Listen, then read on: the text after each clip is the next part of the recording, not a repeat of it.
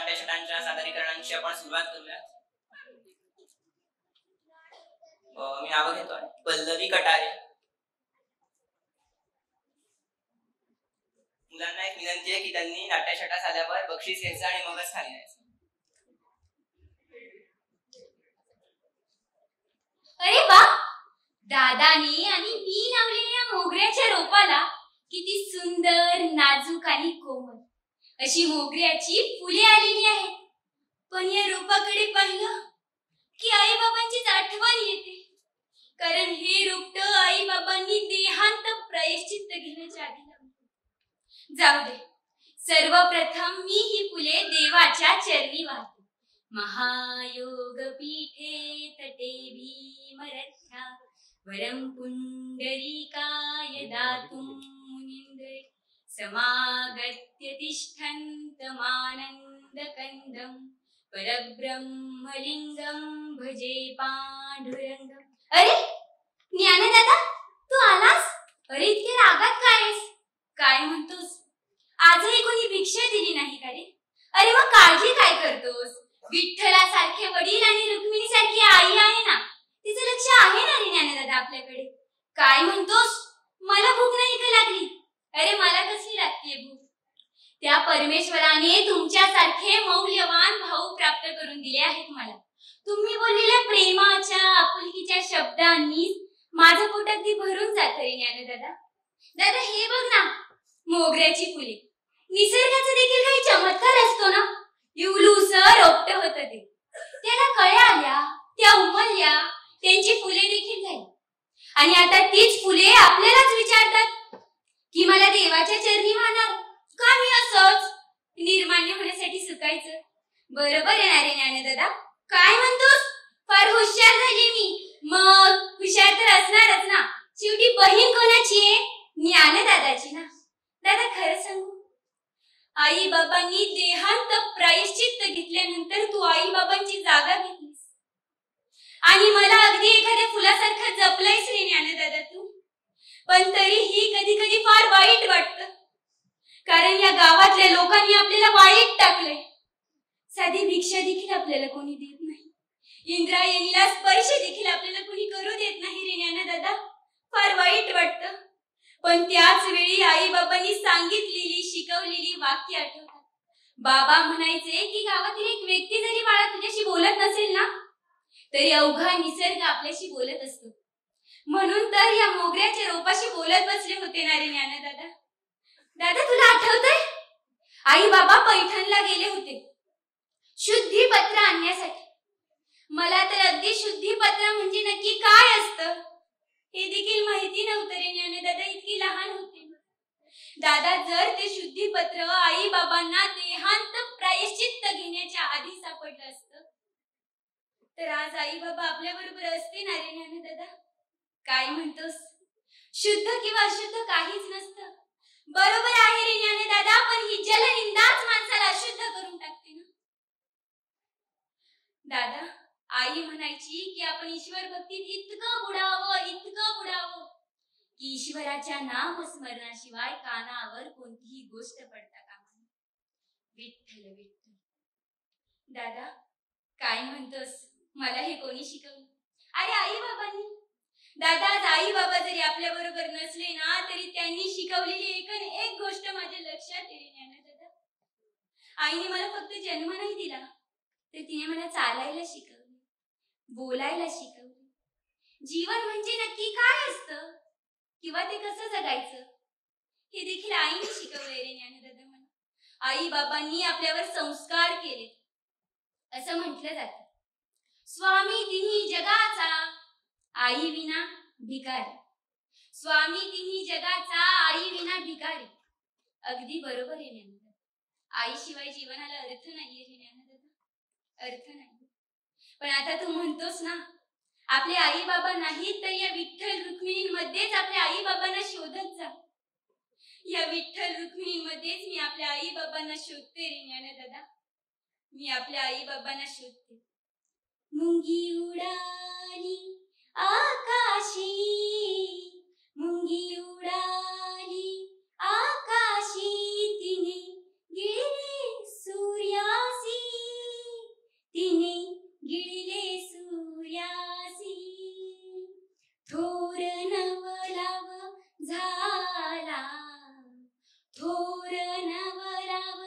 झाला वाचे पुत्र प्रसवला, मुंगी उडाली आकाशी, तिने गेले सूर्यासी, तिने गेले सूर्यासी. धन्यवाद. नमस्कार, मी अनन्या पोद्दार आणि माझ्या नाट्यछटेचं नाव आहे मी नाटक करते. आनंदी आनंद गडे जिकडे तिकडे चोहीकडे आनंदी आनंद. काय मी इतक्या आनंदाने नाचतीये का बागडतीये का? अहो विषयच तसा आहे ना. अखेर 2 वर्षांनंतर आमच्या शाळेने आंतरशालेय नाट्य स्पर्धेत भाग घेतलाय. मला तर इतका आनंद झालाय म्हणून सांगते. अहो रामायणावर आधारित नाटक बसतंय आमचं आणि त्यासाठी की नाही मुलांचं सिलेक्शनही झालंय आणि अस्माधिकांचाही नंबर लागलाय बरं का त्यात. ही संधी आहे संपूर्ण शाळेला माझा अभिनय कौशल्य दाखवण्याची. काय मला अभिनय येतो का? अहो हा काही प्रश्न झाला का? उगाच का मला वर्गातले शिक्षक सतत म्हणत असतात, अगं बाई अनन्या तुझी ती नाटकं बंद कर आणि वर्गात लक्ष दे. एकदा का नाटकाची रंगीत तालीम सुरू होते मग कळेल या वर्गातल्या माझ्यावर जळणाऱ्या मुलांना की आपल्यातच एक भविष्यातील फार फार मोठी कलाकार आवडते आणि आपल्याला पत्ता सुद्धा नाहीये. आता मला तुम्हीच सांगा, चौकसपणा करणं हा काही गुन्हा आहे का? आहे का? नाही ना. अहो यातूनच तर भविष्यातील भावी लेखक कलाकार घडत असतात. अहो म्हणून पडतात मला प्रश्न. बोलत असते मी सारखी वर्गात, शिक्षक शिकवत असताना त्यांना मध्येच थांबवून विचारते मी माझे प्रश्न. अहो आता यात माझी काय अचूक? आता यावरनच परवा त्या कुलकर्णी बाईंनी मला उथळ पाण्याला खळखळाट ठाय अशी उपमा दिली आणि काय खो खो हसल्या त्या वर्गातल्या मुली माझ्यावर. मला तर इतका राग आला म्हणून सांगते. आता बरी संधी मिळाली सगळ्यांची तोंड गप्पा करण्याची. मग काय लगेच नाटकाची तयारी सुरू केली आहे मी. अहो आता रामायणावर आधारित नाटक म्हणजे काही खायचं काम आहे का? युट्यूब वरचे की नाही सगळे रामायणाचे एपिसोड पाहिलेत मी. कुणाच ठाऊक उद्या साक्षात सीता मातेची भूमिका मिळाली तर तयारी नको का असायला? हल्ली की नाही माझं वागणं बोलणं चालणं अगदी कसं सात्विक होईल याची पुरेपूर काळजी घेते मी. वाटतंय ना तुम्हाला माझ्या वागण्या बोलण्यावर ना? अहो वाटणारच. अगदी जय्यत तयारी सुरू आहे माझी. हा आता यावरनं काही वर्गातल्या फाजील काट्या मला विचारत सुद्धा होत्या, ए काय ग अनन्या बरी आहेस ना तू? ताप वगैरे नाही आला तुला? काही नाही हो, जळतायत माझ्यावर नुसत्या. एकदा की नाही ह्यांनी प्रत्यक्ष नाटक पाहिलं ना कीच त्यांना कळेल की आपण कोणाशी पंगा घेतोय ते. आईने तर आमच्या घरच्या व्हॉट्सअप ग्रुपवर सुद्धा सांगितलंय आपली बबी आता मोठ्या नाटकात झळकणार, सगळ्यांनी नक्की पाहायला यायचंय. अहो सोलापूरची मावशी सांगलीचा मामा सुद्धा अगदी वेळात वेळ काढून फक्त माझं नाटक पाहायला येणार आहे. आणि तर पार्लरवालीला सुद्धा सांगितलंय की तिचं आणि ताईचं फेशियल करून द्यायला. अहो आता का म्हणून काय विचारता? आता मला तुम्हीच सांगा, माझ्या घरची लोक म्हणून जर बाहेरचे लोक नाही का बघणार त्यांच्याकडे कौतुकाने, मग शोभून नको का दिसायला? आता यावरनच त्या मागच्या बेंचवरची चोंबडी रश्मी मला विचारत होती, काय ग कशावरनं तुला सीतेची भूमिका मिळेल? शूर्पणखेची मिळेल तर? आणि सगळ्या वर्ग हसायला लागला माझ्यावरती. मला तर इतका राग आला म्हणून सांगते. पण मग विचार केला, अहो काय हरकत आहे शूर्पणखेच्या भूमिकेत? हीच तर परीक्षा असते ना माझ्यासारख्या टॅलेंटेड आणि वर्सटाईल कलाकारांची. मग काय आता याची तयारी सुरू केली आहे मी. वर्गातल्या मुलींची दातोट खाऊन कच भांडणं, अकरस्थायपणा करणं, मारक्या म्हशीसारखं बघणं, बुद्धे मारणं, अशी सगळी तयारी सुरू केली आहे मी. हा आता ताई म्हणत होती मला काल गमतीत, अगं तुला या भूमिकेसाठी तयारी वगैरे करायची काहीच गरज नाहीये, मुळचेच गुण नाही का त्या अंगात. पण मी तर हे अगदी पॉझिटिव्हली घेतलेले बरं का. अहो माझ्यासारख्या अतिशय उत्तम कलाकाराला मिळालेली दादच नाही काही. आणि बरे का मंडळी, ज्या दिवसाची मी वाट बघत होते तो दिवस अखेर आलाच.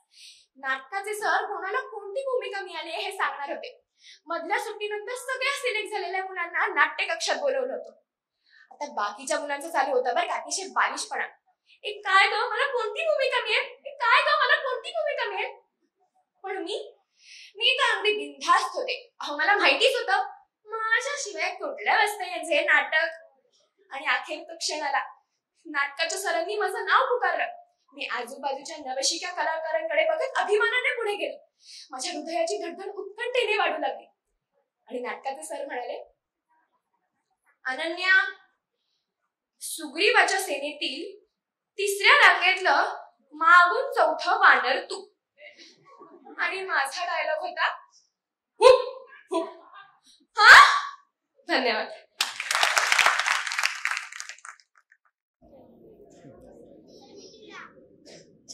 नमस्कार. हो हो हो आई, मी माझ्या खेळाचा पसारा आवडला. काय सांगू तुम्हाला, जरा पसारा झाला की लगेच ओहिरी ओही ओहिरी ओही असं माझ्या नावाने हाका मारायला लागतात. हे आवरून ठेव, ते उचलून ठेव, पसारा नको वाढवूच ग जास्त. सारखं सारखं काय तेच सांगतात ना, मला काय कळतच नाही. अरे ह्या गडबडीत तर माझी तुम्हाला ओळख करून द्यायचीच राहिली. नमस्कार, माझं नाव आहे ओहिरी अमोल सायली पटवर्धन. आमच्या घरी ना 2 टीम आहेत. एक माझी आणि आईची आणि एक माझी आणि बाबांची. आई तर मस्त लाड करते, गोष्टी सांगते, खाऊ देते आणि बाबांना मला बऱ्याच ठिकाणी फिरायला नेतात आणि मेन म्हणजे आईस्क्रीम आणतात. कारण आम्ही मस्त प्लॅन ठरवला होता. संस्कार वर्गाला दांडी मारायची, मस्त बागेत जायचं, भरपूर खेळायचं, पाणीपुरी आईस्क्रीम खायची आणि निवांत घरी यायचं. ह्याच्यासाठी मी बाबांना घरी खूप सेटिंग लागलं होतं. बाबा पण अगदी मला हो म्हणाले होते. पण संध्याकाळी झालं काहीतरी वेगळंच. बाबा म्हणाले की संस्कार नको बुडवायला, तो झाला की आपण बाकी जाऊया. पण नंतर पडतो अंधार, मग बाग नाही आणि काही नाही, सरळ घरी यायचं. माझ्या सगळ्या प्लॅनचा फसच झाला. माझ्या टीम मधले बाबा आई बरोबर 3री टीम कधी करताना मला काय कळतच नाही. कुठल्याही गोष्टीसाठी आता बघा ना, आज रविवार, संध्याकाळी आबांचे मित्रमैत्रिणी येणार आहेत.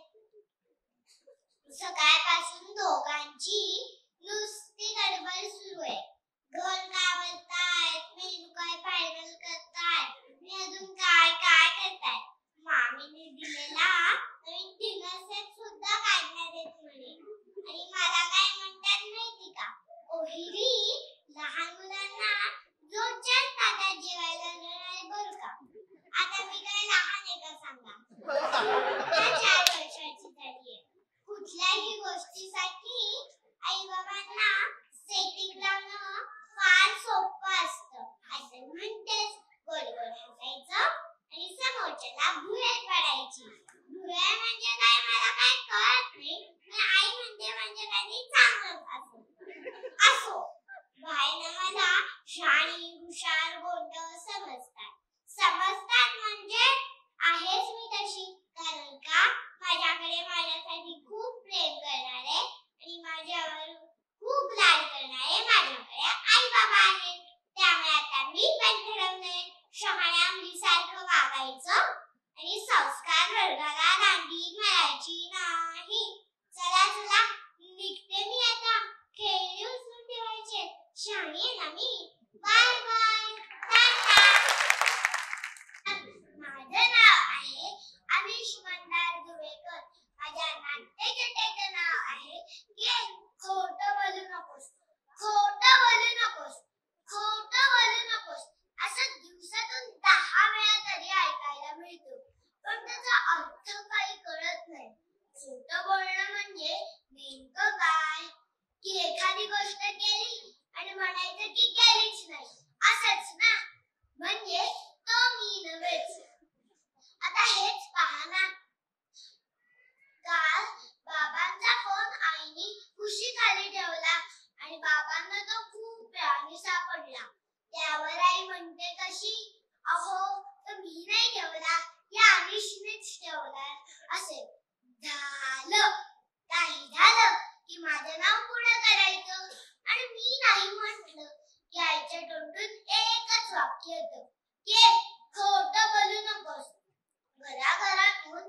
आम्हीच लहान मुलं फक्त खोटं बोलतो. या मोठ्यांवर नाव आलं की आम्ही आहोतच बिचारे, तेच आमच्यावर ढकलून.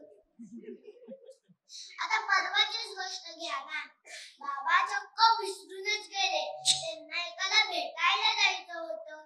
त्यांच्या क्लायंटचा फोन आला तर माझ्यासमोर बाबा फोनवर म्हणतात कसे, अहो मी येणारच होतो पण आमच्या अनिशला अचानकच ताप आला, मी दवाखान्यातच आहे. झालं. मी बाबांकडे बघतच राहिलो. पण तेवढ्यात आईने बाबांना जोरात आवाज दिला, अहो जेवायला वाढलंय, चला लवकर. झालं. कालच्या घड्यावर पाणी. बाबांचा चेहरा अगदी बघण्यासारखा झाला होता. आता ते कोणावर नाव घेणार, ते स्वतःच खोटं बोलत होते हे सिद्ध झालं होतं ना. आता कोण कोणाला म्हणणार की खोटं बोलू नकोस. आम्ही लहान मुलंच फक्त खोटं बोलतो असं नाही. नाही, आम्ही खोटं बोलतच नाही. आम्ही नेहमी खरंच बोलतो आणि खरं लपवण्यासाठी आमच्यावर नेहमी बाण सोडला जातो की खोटं बोलू नकोस म्हणून. धन्यवाद. नमस्कार मित्र मैत्रिणींनो, माझे नाव आनंदी गणेश प्रसाद भरते. मी रानडे बालक मंदिर मध्ये मोठ्या गटात शिकते. माझ्या नाट्यशाळेचे नाव आहे खाऊचा डब्बा. आई, ए आई, आज मला डब्यामध्ये काय देणार आहे? वडापाव देणार? नाही देणार का वडापाव? का? तर वडापाव तेलकट असतो. आज मला डब्यात गोडगोड शिरा देणार? नको का आई, मला नाही आवडत शिरा. तू मागच्या वेळी मला प्रॉमिस केलं होतं ना की खाऊ म्हणून डब्यात पिझ्झा बर्गर देणार. हे बघ आई, याच्यातलं मला काय सुद्धा दे. Pizza, burger, pasta, Maggi, panipuri, काय सुद्धा याच्यातलं मला. काय म्हणतेस, फटके देऊ का पोट भरून? ते खा पिझ्झा सोबत चवी पुरते. हो ग बाई माझी आदर्श माता, काय ही आमची आई पण ना सारखं पिझ्झा बर्गरला नकोच म्हणते. आम्हाला आवडतं तसं काही नाही. सारखं भाकरीच खा, पालेभाज्याच खा. आता तर काय म्हणे मिलेट्सच खा. ते काय कळतंय मला मिलेट्स आणि फिलेट्स. मला तर बाबा पिझ्झा बर्गर आवडतं. आई, पण का नाही खायचं पिझ्झा बर्गर? त्याने आपले पोट बिघडते, उंची नाही वाढत, आपण लठ्ठ होतो, आपण आजारी पडतो. बाप रे, मला तर माहीतच नव्हतं. आई, मग खायचे तरी काय? दूध, पनीर, हिरव्या पालेभाज्या, भाकरी, फ्रूट्स, फळे, डाळ भात. यात मुलांच्या वाढीसाठी आवश्यक घटक असतात. त्याने आपण आजारी पडत नाही, उंची वाढते. हो गाई, तुझं बरोबर आहे. आज मला डब्यात पिझ्झा बर्गर नको. आज मला गोडगोड शिरा दे. जाते मी शाळेला.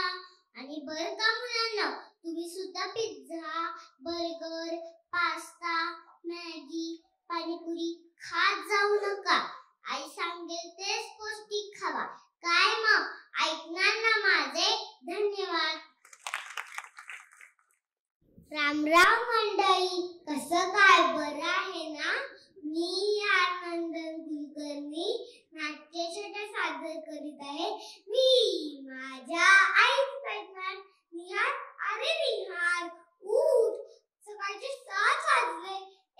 काय काय, झोपू दे ना जरा. आता तरी कुठे सुट्टी सुरू झाली. आता तुम्ही सांगा, सुट्टी म्हणजे काय? खूप मजा. मामाच्या गावाला जायचं, भरपूर आंबे खायचे, मित्रमैत्रिणी जाऊन खूप सारी दंगामस्ती करायची. पण नाही, नेहमीप्रमाणे या मोठ्या माणसांना सगळं कसं वाटत राहतं. मी काहीतरी शिकावं. सुट्टीत पण हे शिका, ते शिका, दिवसभर शिका. आणि अगदी याचप्रमाणे माझ्या आईने मला सांगितलं, निहार पोहण्याच्या क्लासला जायचंय.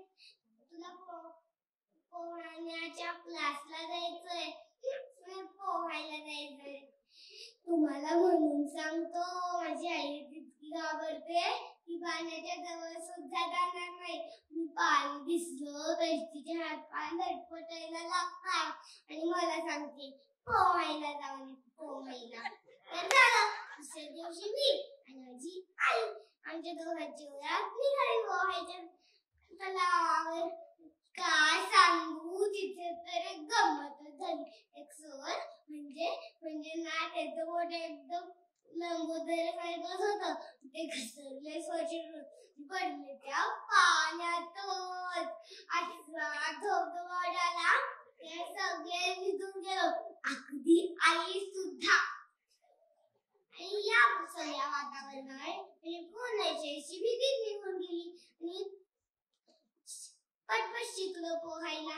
एके दिवशी काय झालं, सरांनी आईला स्पर्धेचे सांगितलं. झालं, आणि घरी आल्या सांगितलं, निहा तुला पोहायच्या स्पर्धेत भाग घ्यायचाय. मग तर काय विचारू नका. रोज सराव, हात पाय इतके दुखत होते, त्यास वाटायचं नकोच ती स्पर्धा, नकोच ते बक्षीस. पण काय करणार, आईने सांगितलं होतं ना. बघता स्पर्धेचा दिवस उजाडला. मी आणि माझी आई आम्ही दोघे निघालो तलावावर. स्पर्धा सुरू झाली. 1 2 3 सगळे स्पर्धक पाण्यात पटापट उड्या मारल्या. पण सुरुवातीला तर मागे पडत होतो. माझी आई मला ओरडून सपोर्ट करत होती. त्यामुळे माझा उत्साह वाढला आणि जोरात पोहू लागलो. मी काय आश्चर्य, माझा पहिला नंबर आला. बक्षीस समारंभ, सरांचं कौतुक, मी सगळीकडे कौतुकात. पण खरं सांगू का, माझ्या यशात खरा मोठा वाटा माझ्या आईचाच होता. तिने दिलेल्या प्रोत्साहनाचा होता. म्हणून आता मी ठरवलंय, मी माझ्या आईचं ऐकणार. मी बालमित्रांनो, तुम्ही सुद्धा ना. धन्यवाद. मंडळी, माझं नाव आलेदा श्रीयुक्त. माझ्या शाळेचं नाव सिपला मंडळी मुलींची शिशु शाळा. आता तुम्ही म्हणाल की थोडीशी मुलगी एकटीच का बसले आणि बोलते आपल्याशी ओळख नसताना. तुम्हाला माहिती, माझी आई पण अगदी हेच म्हणाले असते. आले ग आले, हे बघा हिच्या हाका सुलत झाल्या. माझी आई पण ना आईच आहे अगदी. या माझ्या बरोबर, म्हणजे गमती करतील तुम्हाला पण. हो आले. हा, काय म्हणालीस? अनोळखी लोकांबरोबर हसत का बसले?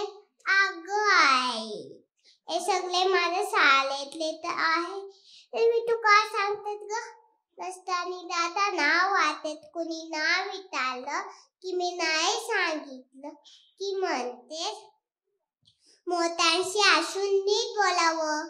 आता तूच म्हणालीस ना त्याला मोकळ्यावे बाय खेळायला द्या म्हणून. हा, काय म्हणते? मी गळगळ खेळले तर पसाला करते. आता बघ, गळ म्हटलं की पसाला असं येतात ना. मग बाजूकली तर काय असेल ना. फार तुला बोलतेस ग. हा, कोण म्हणाल हे? हा, बाबा पण आले वाचले. मंडळी, आमचे बाबा पण काही कमी नाही बरं. आव बाबा, आता तुम्ही नुकती तर मी गळात आले. आता तुम्ही म्हणताय ग कोंबड्यासारखी. नको तिथे डोकं जातं तुझं. त्याला पाय पण ना बाबा. चला आपण फिरायला जाऊ बागे. पण बाबा इथे गेल्यावर धोके द्यायचे. एक तर मधून एक धक्का देऊ. छोटा मोबाईल बघून बसा. हा, बोला डोळे नका मोठे करू. आईसोबत मी काही बोलणार नाही. आणि नंतर आईस्क्रीम पण खायचं बोल का. पण बाबा कसं कोण जाणे, आईला कळतं सगळं. तिला विचारते ती, बाबा मित्रांशी गप्पा मारत असता म्हणून. हा वाचताय काय? माझ्या आईच्या पाठीला पण डोळे आहे म्हटलं. एवढंच काय मला वाटतं तिला भेंडी म्हणून पण आळपा दिसत. बघा आले किती हा. अगं हो हो आई, मी बाहेर तिकडे तिकडे जाणार नाही, नीट बागे मस्ती करणार नाही. ओ काय गाय, आईस्क्रीम पण खायचं नाही. बरं बरं, आता असू दे, यावर वाद नको. मी आजारी पडले तर मला सगळं निसटावं लागलं. आता उद्या जायला आता पाच आहे बाबा. बाबा आता ओळख नाही तर तुमच्या दोघांनी फार संध्याकाळी झाली बुवा. निमित्त पुरे खरं सांगू मंडळी, माझे आई बाबा बांधतात खरं, पण मला माहिती माझं प्रेम पण तेवढंच करतात. तिची खोटी बांधणं माझ्या गादी पोरीच नाही का. नमस्ते.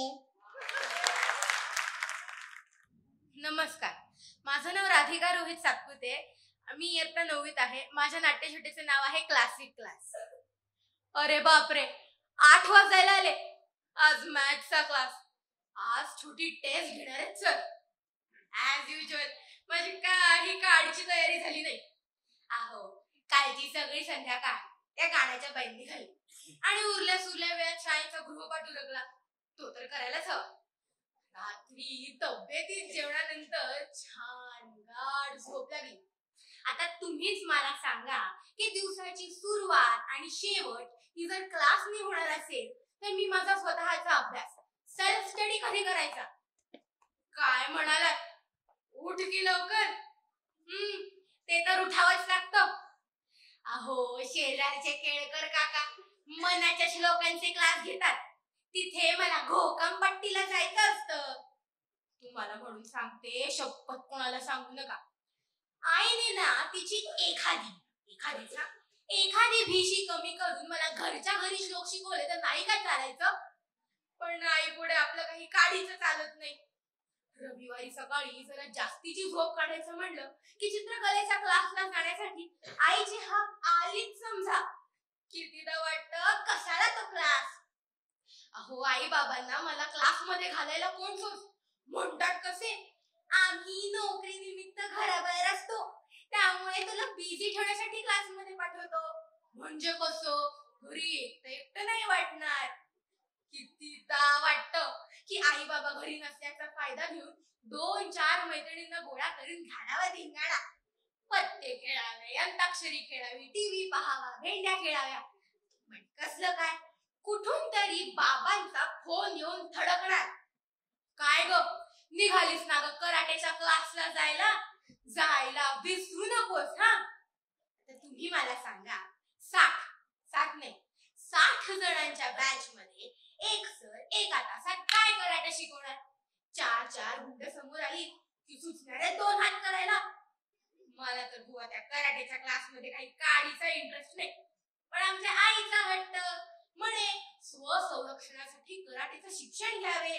झालं, आठवड्यातल्या 3 संध्याकाळ कराटेची 2 हात करणार. एकदा दिवाळीच्या सुट्ट्या पडल्या तेव्हा आमचे चित्रकलेचे सर 15 दिवस बाहेर गावी जाणार होते आणि कराटेचाही क्लास बंद राहणार होता. म्हणलं चला, शेजारी नलुताईकडे मेहंदी शिकण्याचा बरा चान्स मिळालाय. शेजारी नलुताईकडे हसत खेळत मेहंदी शिकण्याची जी मजा आहे ती त्या क्लासला येईल का बरं, सांगा बरं तुम्हीच. काय म्हणालात, जातेच कशाला क्लासला. अहो, जे नाचण्याच्या गाण्याच्या क्लासेस जातात ना त्यांना शाळेच्या गॅदरिंग मध्ये चांगले रोल्स मिळतात. त्यामुळे ते क्लासेस सोडून काय मला चालायचं नाही. आणि राहिला प्रश्न उरलेल्या क्लासेसचा, बोलून बघा आई बाबांची, बघू ते तुमचं तरी ऐकताय का. अहो, या क्लास घेणाऱ्या मंडळींना पण ना काय काय आयडिया सुचतील ना याचा काही नेम नाही बघा. म्हणजे मी एकदा येत होते तुम्ही वाचलं, येथे 10 वर्षांपर्यंतच्या मुलांना रस्ता क्रॉस करण्याचं शिक्षण दिलं जाईल. झालात ना ऐकून थक्क. एवढंच नाही तर कशाचे क्लासेस घेता येतात याचा क्लास त्या शेजारच्या बल्लाळ काकू घेतात. देवा, सोडव रे बाबा. अरे बापरे, उशीर झाला की यायला पाहिजे. हा, तुमच्याशी आता बोलता बोलताय ना मला एक जीनियस भन्नाट आयडिया सुचली. मी ना क्लासेस ना बुट्ट्या कशा मारायच्या याचा क्लास सुरू करणार आहे. आणि सगळ्यात महत्वाची गोष्ट, प्रवेश विनामूल्य. काय मग येताय ना माझ्या क्लासमध्ये ऍडमिशन घ्यायला? आहे की नाही माझा क्लासिक क्लास? थँक्यू. माझ्या नाट्यछटेचे नाव आहे कठीण समय येता कोण कामासी येतो, कठीण समय येता कोण कामासी येतो. म्हणलंय ना कोणीतरी असं, त्यांचं सोडा हो, सध्या तरी मीच म्हणते. का काय विचारता, माझ्या आयुष्यात असे एकावर एक कठीण प्रसंग येतात म्हणूनच. आता तुम्हाला एक उदाहरण सांगते. परवा की नाही माझ्या बाबांनी मला हाक मारली, आदू ए आदू इकडे ये जरा. ज्या क्षणी अदितीची अदू झाली त्या क्षणी मी ओळखलं, कुछ तो गडबड है दया, कुछ तो गडबड है. आणि म्हणतात तरी कसे, आदू जर यावेळी तुला परीक्षेत चांगले मार्क मिळाले ना तर मी तुला सायकल घेऊन देईन, अगदी तुला हवी तशी. पण चांगले म्हणजे किती चांगले हे तर बाबांनी सांगितलंच नाही. म्हणजे मार्काची टांगती तलवार माझ्या डोक्यावर आणि दोरी बाबांच्या हातात. आणि जसं की मला सायकल मिळवून देणं या दोघांचंच काम आहे. बसले ना दोघे अभ्यास घ्यायला. अहो एकानं अभ्यास घ्यायला सुरू केला की दुसरा आलाच. परवा काय झालं, बाबा माझा अभ्यास घेत होते आणि आमचं काहीतरी थोडंसं खटकलं. तिकडून आई आली आणि म्हणते तरी कशी, अहो तुम्ही अभ्यास केला नव्हता का कधी लहानपणी? बघा बघा माझ्याकडून शिका जरा. मी नेहमी पहिल्या बाजात असायचे. झालं दोघांची सरबत्ती सुरूच आणि मी पळून.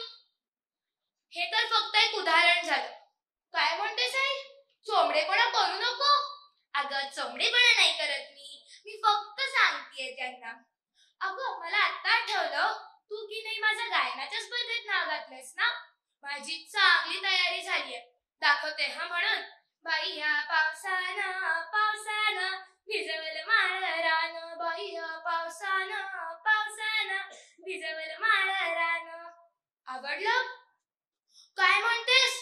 अजिबात नाही आवडलं. बाई शब्द ऐकून कान किटतात. अगं मी काय करू मग आता? स्पर्धेतून नाव काढून टाकू? काय बाबा तुम्ही माझ्या पोवाड्याच्या स्पर्धेत नाव घातलंय? येतो ना मला, अगदी छान पोवाडा येतो. तुम्हाला तो पण म्हणून दाखवते हा. अहो राजे हो जिरा राजर जीजी, अहो राजे हो जिरा राजर जीजी. स्वराज्याचे बांधू तोरण संधी पाहून कोंढाणा किल्ला घ्यावा ताब्यात, अष्टमी मूर्त ठेवा ध्यानात. जिजाबाई बदला राजगडात जी जी जी जी जी जी, जिजाबाई बदला राजगडात जी जी जी जी जी जी. काय म्हणताय? डिस्को मधल्या रॅप सॉंग सारखं वाटतोय. अजिबात नाही आवडलं. पोवाड्याच्या स्पर्धेतून पण नाव काढणार. अहो तुम्हा दोघांची भांडणं झाली आहेत मगाशी, त्यात माझा बिचारीचा काय दोष? आणि मला दोन्ही सुंदर येतंय बरं का. आता तुम्हीच सांगा मला, या दोघांनी जर माझ्यासारख्या नवोदित कलाकाराची मुस्काटावी जर केली तर संगीताला ऊर्जित अवस्था येणार तरी कशी? अहो माझ्याशिवाय ती आणणार तरी कोण सांगा. म्हणूनच मी म्हणते, कठीण समय येता कोण कामासी येतो. धन्यवाद. नमस्कार, माझे नाव काव्या मुकुलकर आहे. माझ्या नाट्यछटाचे नाव आहे गणपती बाप्पा स्कॉलरशिप बंद कर रे बाबा. किती पसारा घालून ठेवलंय या मुलीने. आता हे सगळं मला चावरायला लागेल.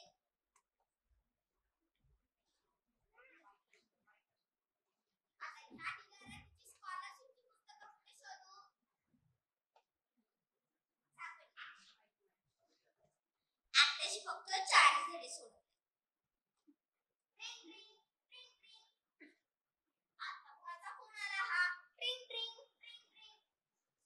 हॅलो, कोण बोलतंय? अच्छा सई बोलतेय का? बोल ना बाळा. ठीक आहे, मी आशूला तुला आजचा वर्गपाठ पाठवायला सांगते. का तू आज शाळेत नाही आलीस? तुला बरं नाही वाटत आहे? काय तू स्कॉलरशिपचा अभ्यास करत होतीस? तुझी उजळणी पण सुरू झाली? आमच्या गधडीने तशी 4च धडे सोडवलेत, पण आता हिला काय सांगू? तुझी आताशी उजळणी सुरू झाली आमच्या आशीची तर 4 वेळा उजळणी पण करून झाली. आता कुठे ती 5व्यांदा उजळणी सुरू. हा ठीक आहे. आशू इकडे ये. अगं गधडे ऐकू येत नाही का? इकडे ये. हो ग आई आले. अगं तुझी स्मरणशक्ती काय भ्रष्ट झाली आहे का? स्कॉलरशिप नावाची एक परीक्षा असते, त्याला तू बसलीयस. काय आठवतं की नाही आठवत तुला? हो ग आई मला सगळं आठवतं. काल रात्री 1 वाजेपर्यंत त्याचाच तर अभ्यास करत होते. मग काय मोठा पराक्रम केलायस का? नाही ग आई, पराक्रम करायला तुला मी काय शिवाजी महाराज वाटते का? अगं आई, एक वेळेस त्या अफजल खानाला हरवणं सोपं आहे, पण या स्कॉलरशिपला बसणं त्यापेक्षा पण अवघड आहे. अगं शिवाजी महाराजांच्या मदतीला मुठभर मावळे तरी होते, पण या स्कॉलरशिपच्या लढाईत माझी पण मदत करणार आहे. खूप झालं शहाणपणा. आता मराठीचा अभ्यास करायचा आहे. पहिल्या ना म्हणी पाठ करायच्या. ए आई तूच घे ना ग माझा अभ्यास. तुला कुठे काही झेपतं का? मलाच घ्यायला लागेल तुझा अभ्यास. म्हण माझ्या मागे. अति तिथे माती, अति तिथे माती. अति शहाणा त्याचा बैल रिकामा. अति शहाणा म्हणजे माझी आई बरं का. त्याचा बैल रिकामा. आंधळा मागतो 1 डोळा, देव देतो 2 डोळे. आंधळा मागतो 1 डोळा, देव देतो 2 डोळे. ए आई एक विचारू का? असं का करतो हा देव? 1 डोळा मागितल्या 2 डोळे का देतो? आता ते मला कसं माहित असेल? ए आई तुला एवढं माहित नाही? एकावर 1 डोळा फ्री असतं ना. खूप झालं तुझं खिदळणं. मराठी हाच विषय नसतो स्कॉलरशिपला. बुद्धिमत्ता, गणित हे पण विषय असतात. चल आपण त्याचा पण पटपट अभ्यास करायला घेऊयात. अगं आई तूच तर म्हणतेस ना मराठीवर भर द्यायचा असतो, म्हणून मी मराठीवर भर देत होते. आणि बुद्धिमत्ता सोडवता माझी बुद्धी तो नष्टच होते. आणि जर तू गणिताचं म्हटलीस तर मला हेच गणित सुटलं नाहीये की तुम्हाला स्कॉलरशिपला का बसवलंय. वायफळ बडबड खूप झाली. आता मी तुला एक बुद्धिमत्तेचा प्रश्न विचारतो. 100 फूट खोल विहिरीतून एक माणूस 20 मिनिटात 1 बादली पाणी काढू शकतो, तर तो 140 मिनिटात किती बादल्या पाणी काढू शकतो? ए आई हे तू मला काय विचारतेस? त्या माणसाला जाऊन विचार ना. मला कसं माहित असेल तो किती बादल्या पाणी काढू शकतो? मला हेच पटत नाही. स्कॉलरशिपची लोक गावागावातून, खेड्यातून, शहरातून कुणाचे राहिलेले प्रश्न गोळा करतात आणि आम्हाला आणून पेपर मध्ये सोडवायला देतात. अगं त्या सईची उजळणी पण सुरू झाली. अगं मग मी काय करू त्याला? आता खूप झालं बोलणं. आता अभ्यास करत बसू गणिताचा. गणपती बाप्पा प्लीज स्कॉलरशिप बंद कर रे बाबा. खूप कंटाळा आलाय मला अभ्यास करून. जर तू स्कॉलरशिप बंद केलीस तर तू विघ्नहर्ता ठरशील आणि मी तुला 21 मोदकांची पार्टी देईन. दे तुझी ती वर्गपाठाची वही. त्या सईला फोटो पाठवायचे. मुलगी आली नाही आज शाळेत, अभ्यास करत होती स्कॉलरशिपचा. धन्यवाद. नमस्कार, माझे नाव सौम्य हेरांबा फडके. मी इयत्ता 7वी माधव सदाशिव गोळवलकर गुरुजी विद्यालय. माझ्या नाट्यछटेचा विषय आहे मी आणि माझा शत्रुपक्ष. अहो एवढे त्याच्यातला काय काय म्हणालात? मी पुलंच्या एका गोष्टीचा विषय चोरला? छे हो, ही तर कल्पना आधी मलाच सुचली होती. त्यांनी ऐकली बहुतेक. काय म्हणाला? काही सांगते? हो सांगते ना सगळं नीट. ऐका, माझे काही जालिम शत्रू आहेत. कोणत्या तरी त्या एबीसी का फेबीसी वर कोणत्या तरी राजकीय भांडण बघत बसणारे बाबा. आणि काय आमची स्वारी मस्त तल्लीन होऊन एखादा पिक्चर बघत बसलेली असताना काहीतरी फडतूस कारण काढून रागवणारी आई. काय म्हणाला? काही सांगते? अहो सांगते ना सगळं नीट. आता परवाचीच गोष्ट. त्या दिवशी रविवार होता. आमची स्वारी मस्त पैकी तल्लीन होऊन पावनखिंडा सिनेमा बघत बसली होती. काय युद्धाचा सीन चालू होता, पण काहीतरी कारण कळून आई राबायला आली. कारण काही विशेष नव्हतं. माझ्या गाण्याच्या क्लास मधलं एका गाण्याचं नोटेशन काढून त्या बाईंना पाठवायचं होतं. 3च दिवस होते त्या कामाला. आज काढून जर नोटेशन पाठवलं नसतं तर त्या बाई जरा मला ओरडल्या असं इतकंच. पण ह्यावरून जे आईने लेक्चर दिलं ते काही सांगू नका. मग काय आईचं एवढं मोठं लेक्चर बाजीप्रभू आणि महाराजांनी सोडून यावं लागलं ना मला पावनखिंडीमध्ये. मग काय गेले मी माझ्या स्टडी कम प्ले कम स्टुडिओ रूम मध्ये आणि उरका पाडला माझ्या कामात. योगाने माझी छोटी बहीण संहिता आईचा झक्कास ओरडा खाऊन तिचा स्कॉलरशिपचा अभ्यास करायला आली. दोघींनी आपापली कामं पार पाडली. आता करायचं काय यामध्ये कधी नव्हे ते न भांडता चर्चा झाली. आणि मग काय टाइम ट्रॅव्हल करून यावं असं ठरलं. आता कोणत्या काळात जायचं यावर कधी नव्हे ते न भांडता चर्चा झाली. बरं का मंडळी, me time travel machine invent केलंय, पण आईला सांगू नका हो, नाहीतर आम्ही ज्या काळात गेलोय त्या काळात येऊन ओरडेल आम्हाला ती. मग काय मला तर बाजीप्रभू देशपांडेंनाच भेटायला जायचं होतं, पण तितक्यात समुद्राचं म्हणणं पडलं की अगं ताई तिकडे त्या पावनखिंडीच्या युद्धात लढतायत, आपण नको का बाई जायला तिकडे. मग काय मलाही तिचं म्हणणं पटलं आणि मग आमचं ठरलं देशपांडेंनाच भेटून यायचं, म्हणजे पुलं आणि वसंतरावांना. मग काय गेलो आम्ही पुलंच्या वसंतरावांच्या एका झक्कास मैफिलीत. तिकडेच मी आणि माझी संहिता आमच्या शत्रू पक्षाबद्दल बोलत बसलो. कळलं ना पुलांना माझा विषय कसा कळला ते. बरं तर बरं आम्ही वेळेत घरी परत आलो. आई ओरडतच होती, या जेवायला झालं की नाही. आमच्या आईला ना सगळ्याचीच घाई असते.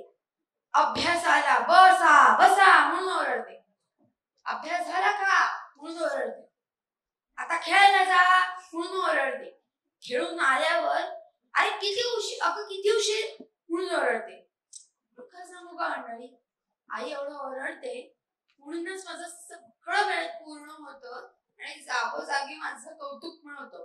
पण आईला सांगू नका नाहीतर कळतं तर ओळखता नाही म्हणून पुन्हा ओरडेल. धन्यवाद. नमस्कार नमस्कार नमस्कार. कसं काय वाटतंय नाट्यशाळा बघायला? मजा येते ना. मला थोडासा पूर्वनियोजित कार्यक्रम असल्यामुळे मी मध्येच या मुलांचा थोडासा विरस करतो आणि अध्यक्ष भाषण करतो. परंतु नाट्यशाळा या प्रकाराबद्दल मला तुमच्याशी थोडासा संवाद साधायचा आहे. या मुलांनाही कदाचित कल्पना नसेल की नाट्यशाळा हा प्रकार कोणी साहित्यामध्ये आणला. दिवाकर म्हणजे शंकर काशीनाथ गर्गे नावाचे एक शिक्षक, नवोदय शाळेतले शिक्षक, यांचा जन्म 18 जानेवारी 1889 आणि मृत्यू 1 ऑक्टोबर 1931. जवळजवळ 100-125 वर्षापूर्वीचे काळ आहे हा. आणि हे दिवाकर इंग्रजी साहित्याचा अतिशय त्यांचा अभ्यास होता आणि रॉबर्ट ब्राउनिंग यांच्या मोनोलॉग या काव्य प्रकाराला प्रेरित होऊन त्यांनी हा नाट्यछटा हा प्रकार साहित्यात आणला. जवळजवळ 51 नाट्यछटा त्यांनी लिहिल्या आणि त्या अतिशय लोकप्रिय झाल्या. परंतु त्यांच्या काळामध्ये किंवा नंतरच्या जवळजवळ 100 वर्षाच्या काळामध्ये या नाट्यछटा मुलांना पाठ करण्याकरता म्हणून त्या वापरल्या गेल्या. दिवाकरांची एकही नाट्यछटा मुलांसाठी नाही. 1-2 नाट्यछटा आहेत, पण बोलावून आल्याशिवाय नाही आणि पण बॅट नाही. या 2 नाट्यछटा फक्त कुमार गटासाठी आहेत, एवढ्या छोट्या मुलांसाठी नाही आहेत. आणि मग 35 वर्षापूर्वी आम्ही दिवाकर सोडी नाट्यछटा स्पर्धा सुरू केल्या आणि त्यावेळेला जेव्हा आंतरशालेय स्पर्धा मुलांसाठी स्पर्धा घ्यायच्या म्हणलं आणि दिवाकरांचं नाव, कारण त्यांनी हा प्रकार आपल्या मराठी साहित्यात आणला, मग लहान मुलांसाठी नाट्यछटाच नव्हत्या. आणि या दिवाकरांच्या 2 नाट्यछटा 15-20 मुलं एकच नाट्यछटा करायला लागले. मग त्या काळामध्ये आम्ही दिवाकरांच्या नाट्यछटांचा अभ्यास असलेल्या काही व्यक्तींचा शोध घेतला आणि नाट्यछटा लेखन कार्यशाळा घेतल्या पालकांच्या, शिक्षकांच्या. आणि त्यातनं गेल्या 35 वर्षामध्ये हजारो नवीन नाट्यछटा लिहिल्या गेल्या. त्या तुम्ही आता काही बघताच नाही. क्लासिक क्लास ही त्याच्यातली नाट्यछटा आहे ती आमच्या बहुरंगी नाट्यछटा या पहिल्या पुस्तकातली आहे. आणि मग त्याच्या आम्ही पुस्तक प्रकाशित केली. मगाशी सांगितल्याप्रमाणे प्रयोग, प्रशिक्षण आणि प्रकाशन या तिन्ही याच्यातनं काम करताना नाट्यछटांची जवळजवळ 20 पुस्तकं आम्ही प्रकाशित केली. हा फार सुंदर प्रकार आहे, फक्त लोक समजून घेत नाही. आता सुद्धा तुम्ही एका नाट्यछटा बघत असताना लक्षात असेल की तिला त्यांच्या घरच्यांना कळलं नाहीये की नाट्यछटा ह्याच्यामध्ये 2 पात्र कधीच उभी करायची नसतात, एकच पात्र असतं. आणि ते खूप सोपं आहे.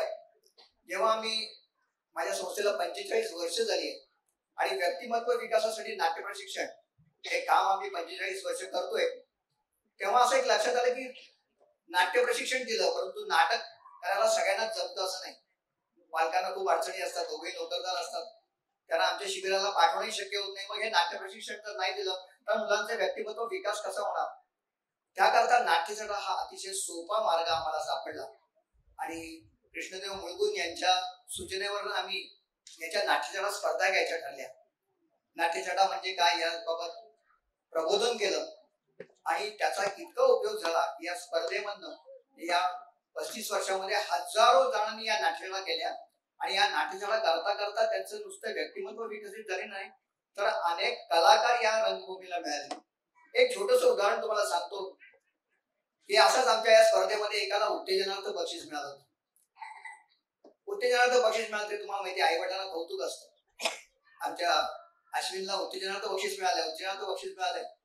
सगळ्यांना सांगत सुटले आणि एका कौटुंबिक कार्यक्रमामध्ये सगळ्यांना सांगितले की असं असं मिळालंय. ते म्हणजे अरे करून दाखवलं.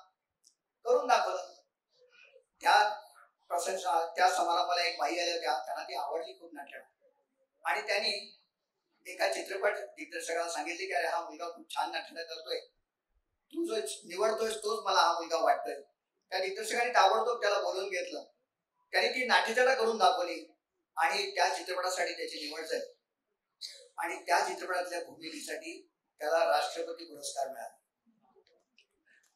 चित्रपटाचं नाव श्वास, मुलाचं नाव अश्विन चितळे. एक नाट्यछटा राष्ट्रपती पुरस्कारापर्यंत घेऊन जाऊ शकते, परंतु तेवढ्यासाठीच पालकांनी याचा अट्टास करायचा नाही. तर ही नाट्यछटा मुलांना, आता आपण बघितलं किती छोटी छोटी मुलं पण किती धीटपणे करत, इतक्या लहान वयात जर त्यांना हा सभाधीटपणा जर मिळाला तर आयुष्यामध्ये नक्कीच त्यांचं भवितव्य उज्ज्वल आहे. तेव्हा व्यक्तिमत्व विकासासाठी तो एक सभाधीटपणा, चांगलं स्पष्ट शब्द बोलणं, आपण आपल्या बोलण्याचा जो काही भाव आहे तो भावपूर्ण बोलणं. आता बघितलं की काय काय मुलं इतकी सुंदर त्यांच्या भावना व्यक्त करत होती. हा जो वाचिक अभिनय आहे हा नाट्यछटेच्या तालमीतनं होत असतो. बरं किती सोपी आहे, याला स्टेज लागत नाही, याला मेकअप लागत नाही, याला पडदे लागत नाही, कुठली ड्रेपरी लागत नाही. नाट्यछटा ह्या वयोगटाला साजेशा असावेत आमचा असा नियम आहे. आता तुम्ही बघितलंच की त्यांच्या भावविश्वाचे सगळे विषय आहेत. तेव्हा अशा प्रकारच्या नाट्यछटा आपल्या मुलांकडनं अवश्य करून घ्या.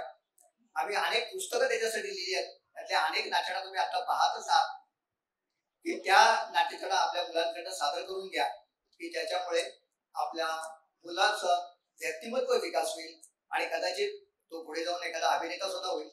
आमच्याकडे अनेक कलाकार नाट्यछटेच्या व्यासपीठावरनं अभिनयाकडे वळलेले आहेत. सक्षम कुलकर्णी एक त्यातलं उदाहरण आहे की जो नाट्यछटा अतिशय चांगला करायचा, अनेक वर्ष त्याला बक्षीस मिळालं होतं. तर नाट्यछटा म्हणजे नेमकं काय याचं एक छोटस उदाहरण सांगतो मी, तुमच्या लक्षात येईल की नेमकं नाट्यछटा म्हणजे काय. एकट्याने सादर करायचं, आपण म्हणतो हा एकपात्री, एकट्यानेच करायचं आहे, परंतु एकट्याने सादर करायचे आपल्याकडे 4 प्रकार आहेत. आता आपण बघितलं की कथाकथन हे एकट्यानेच करायचं असतं. कथाकथन वेगळं. एकपात्री म्हणजे एकाच पात्राने अनेक भूमिका. आताच्या एका मुलीने जे केलं होते की आई पण दाखवली आणि मुलगी पण दाखवली, ती एकपात्री आहे, ती नाट्यछटा नाही. आणि स्वगत हा एक आणखी प्रकार आहे जो पूर्वी मराठी नाटकांमध्ये मोठ्या प्रमाणात असायचा. अगदी शेवटचं स्वगत म्हणजे नाट्यसम्राट मधलं की जे आता सिनेमामुळे सगळ्यांना माहिती, घर देता का घर, किंवा फुलराणीमध्ये तुला शिकवीन चांगलाच धडा. हे पात्र स्वतःशी बोलत असतं, त्याला म्हणतात स्वगत. आणि नाट्यछटा आता फक्त एक गंमत म्हणून तुम्हाला मी दाखवतो बरं का मुलांनो. एक गोष्ट तुम्हाला सांगतो, त्या गोष्टीचं एकपात्री करून दाखवतो, त्याच गोष्टीचं स्वगत म्हणून दाखवतो आणि त्याच गोष्टीची नाट्यछटा करून दाखवतो. आणि छोटीशी गोष्ट आहे, एक मुलगा होता, सकाळच्या वेळा तो अभ्यास करत होता, आई त्याला हाका म्हणत होती की अरे जरा दळण टाक रे. तो म्हणा नाही माझा अभ्यास खूप राहिला, मी काय दळण टाकणार नाही, मला अभ्यास करायचा आहे, मला शिक्षक रागवतील. इतक्यात खानदानी मुलगा त्याचा मित्र धावत अरे चल ना क्रिकेट खेळावा. तो म्हणा नाही मला क्रिकेट नाही खेळता येणार, माझा अभ्यास राहिला. ही या झाली गोष्ट. अरे या गोष्टीचं एकपात्री असेल तर ते कसं करायचं. काय ग आई, अरे जरा दळण टाक ना. ए नाही ग माझा आई अभ्यास व्हायला मी नाही दळण टाकणार. ए म्हणते अरे काय रे ए अरे चल ना क्रिकेट खेळायला. अरे नाही रे बाबा मी अभ्यास नाही केला तर गुरुजी माझी विकेट घेतील, मला अभ्यास केला पाहिजे. हे झालं एक बाजू. आता स्वगत. ह्या स्वगत हा मुलगा कसं म्हणेल, काय अभ्यास राहिलाय माझा, तिकडे आई हाक मारते दळण आण दळण आण, मुलं खाली क्रिकेट खेळतात बोलत आहेत, पण मला काही करणं शक्य नाहीये, मला अभ्यास नाही केला तर शिक्षक मला रागवतील. हे झालं स्वगत. आणि ही जर नाट्यशाळा काढायची असेल तर बघा, काय गाई कशाला हाका मारतीयस, काय दळण, नाही नाही नाही मी नाही आणणार दळण, मला आता अभ्यास करायचा आहे. कोण काय रे भांड्या काय म्हणतोस, क्रिकेट, अरे नाही मी नाही येणार क्रिकेट खेळायला, अरे मला अभ्यास नाही केला तर गुरुजी माझी विकेट घेतील, मी नाही येणार खेळायला क्रिकेट. ही झाली नाट्य. कथाकथन, एकपात्री, स्वगत आणि नाट्यजगा एकच कथानक मी तुम्हाला या चारही माध्यमातून मुद्दाहून करून दाखवलं की तुम्हाला आता नक्की लक्षात आलं असेल की नाट्यजगा म्हणजे काय, नाट्यजगा आणि म्हणून ती का सोपी आहे. सगळ्यांनी न ठेवण्या करता नाही तर आपल्या मुलाला एकपात्री करायला खूप अवघड आहे. दोन रोल म्हणजे दोन भूमिका तिथं करायच्या असतात, वाचिक आणि अंगिक. दोन किंवा काही किंवा तुम्हाला माहिती वराड निघाले लंडनला मध्ये 40 पात्र आपल्या समोर उभी करतात, त्याला म्हणतात एकपात्री. पण नाट्यछटेमध्ये आपलंच मनोगत असतं, आपल्यालाच सांगायचं असतं, पण बाकीची जी पात्र आहेत ती आहेत असं वाटलं पाहिजे. त्याच्या आईचे हाक ऐकू येता कामा नये. काय आहे म्हणतेच आई दळण टाकायचंय म्हणजे आई त्याला सांगते हे याच्याच संवादात कळतं. त्यामुळे ते सोपं आहे, एकट्याचा संवाद करणं सोपं आहे, स्किल फारसं लागत नाही. परंतु तिथं आपण इतर पात्र निर्माण करतो आणि एक नाट्य प्रसंग उभा करतो. दिवाकरांनी हे आपल्याला दिलेला खूप छान असं आविष्कार आहे की जो साहित्यामध्ये पण आहे आणि सादरीकरणात पण आहे. असा सुंदर आविष्काराचा आपण नक्की स्वागत करूया. आणि या दिवाकर नाट्यवाद स्पर्धा आम्ही तर घेतोच आहोत 35 वर्ष दरवर्षी ऑगस्ट महिन्यामध्ये या स्पर्धा असतात. पण आता अनेक संस्था या स्पर्धा घ्यायला लागली आहे. आपला आता जे विवेक मासिक आहे ते सुद्धा आंतरशालेय नाट्यवाद स्पर्धा घेतात. पुणे बालभूमी परिषद जी आहे पुणे जिल्ह्याची त्या पण स्पर्धा घेतात. तेव्हा कुठल्याही स्पर्धेत भाग घ्या आणि आपल्या मुलांचं व्यक्तिमत्व विकसित करा. आमच्याकडे तर आम्ही फक्त मुलांसाठी नाही तर आमच्या असं लक्षात आलं की सगळ्यांना नाट्यशाळा करायची आहेत. आमच्याकडे आम्ही 6 गटांमध्ये नाट्यशाळा करतो. खुल्या गटामध्ये आहेत आणि ज्येष्ठ नागरिकांसाठी स्वतंत्र गट आहे आमच्याकडे, तर त्यांना सुद्धा नाट्यशाळा करायची वाटते. 3 मिनिटाची नाट्यशाळा असते, फार काही पाठ करावं लागत नाही. तेव्हा हे पण लक्षात ठेवा की दिवाकरांची एकही नाट्यशाळा 3 मिनिटापेक्षा मोठी नाहीये. तेव्हा आपण उगाच मोठं करायची काही आवश्यकता नाहीये. उगाच आपण मोठे आहोत म्हणून मोठ्या करायची अशी काही जरूर नाहीये. दिवाकरांची कोटी नाट्यशाळा घ्या, अतिशय सुंदर अशा 21 नाट्यशाळा आहेत, 51 नाट्यशाळा आहेत आणि 51 नाट्यशाळा अतिशय वेगवेगळ्या काळातले आहेत, वेगवेगळ्या विषयांवरती आहेत.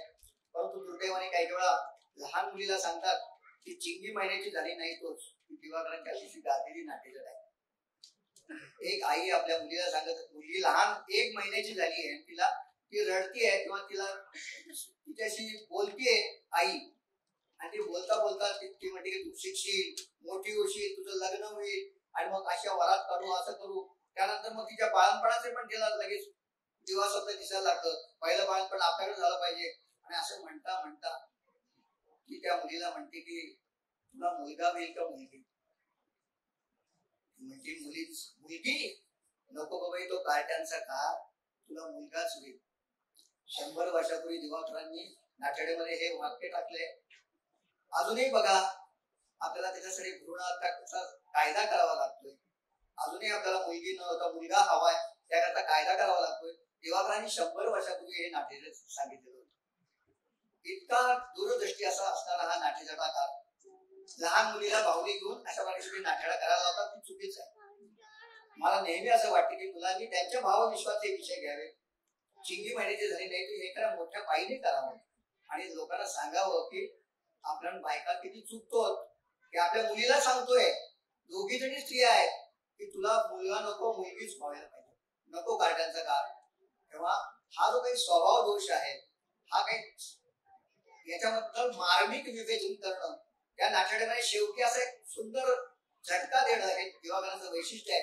किंवा नाट्यशाळा सादर करत असताना किंवा तुम्ही लिहित असाल तर एक लक्षात ठेवा की त्याच्यामध्ये मार्मिकता पाहिजे, विनोद हवे आणि शेवट असं काहीतरी झटका हवाय की अरे आपल्याला लक्षात राहतं 3 मिनिटांमध्ये एवढे मोठे प्रश्न दिवाकरांनी मांडले. दिवाकरांच्या नाट्य चॅनल विषयी आपल्याला नक्कीच मला बोलायला आवडेल, पण आज आपल्याकडे वेळ नाहीये. एक पूर्वनियोजित कार्यक्रम 5:30 ला होता, त्यामुळे मी 5:30 ला आपली रजा घेतो. धन्यवाद. जय हिंद, जय महाराष्ट्र. नमस्कार, माझं नाव अर्णव विवेक कुलकर्णी. माझ्या नाट्यशाखेचे नाव आहे आई बाबांचं भांडण. बस झालं आई बाबांचं भांडण. काय म्हणालात? मला कसं कळतं? अहो, अगदी सोपं आहे. आईच्या टोनवरून. जेव्हा आई म्हणते कॉफी इज रेडी, तेव्हा नॉर्मल मोड. आणि जेव्हा म्हणते कॉफी झाली आहे, प्यायची असेल तर प्या, तेव्हा अँग्री बर्ड मोड. म्हणजेच वादळापूर्वीची शांतता. नवे नवे वादळापूर्वीची अशांतता.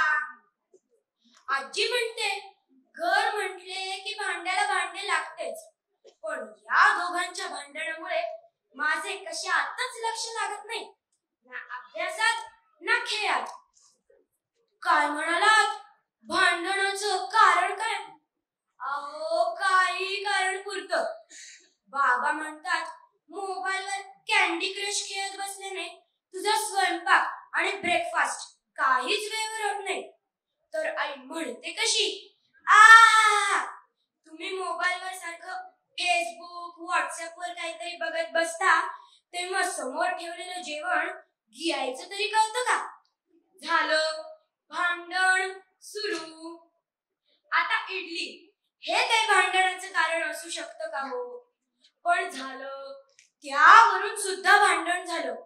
म्हणजे आईनं एके दिवशी इडल्या केल्या. बाबा म्हणाले मला माझ्या आईच्या हातच्या इडल्या आठवल्या. एकदम मऊ, लुसलुशीत आणि हलक्या व्हायच्या. झालं, आईचा मूड ऑफ. मी एवढं उन्हातानातून चौकशी करून इडली मिक्स आणलं. का? तर तुम्हाला इडल्या आवडतात म्हणून. पण तुम्हाला तुमच्या आईच्याच इडल्यांचं कौतुक, माझे कष्ट तुम्हाला दिसतच नाहीच. झालं, पुन्हा भांडण. काय म्हणालात? यावेळी मी काय करतो? अहो, चक्क ठोंब्यासारखं बसून राहतो. नाहीतर ते माझ्यावरून सुद्धा भांडत असतात. म्हणजे मी ड्रॉइंगच्या क्लासला जायचं का डान्सच्या क्लासला जायचं? भांडण. मी शाळेला रिक्षानं जायचं का व्हॅननं जायचं?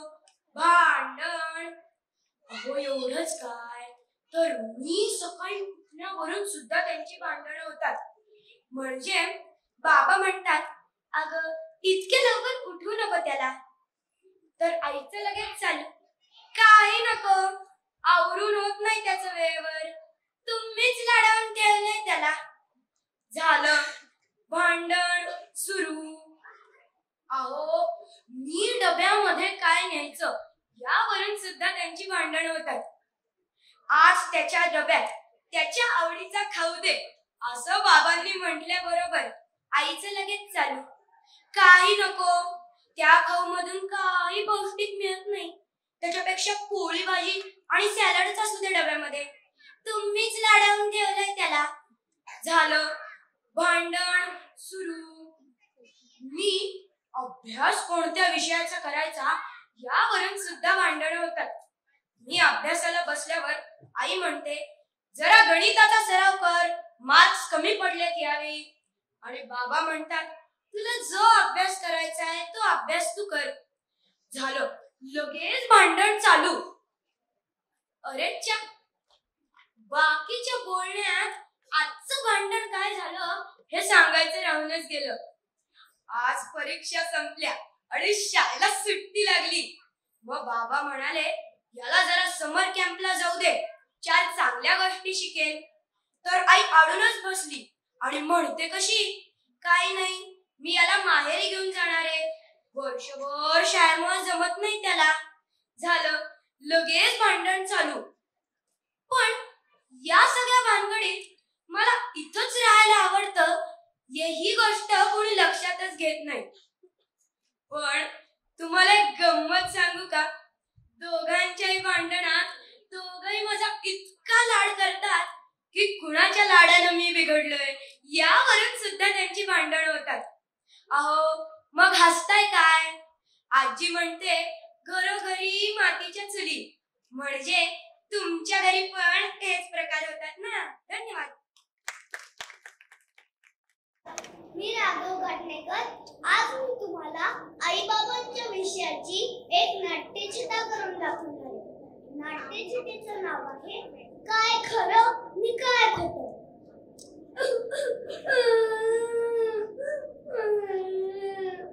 काय म्हणालास?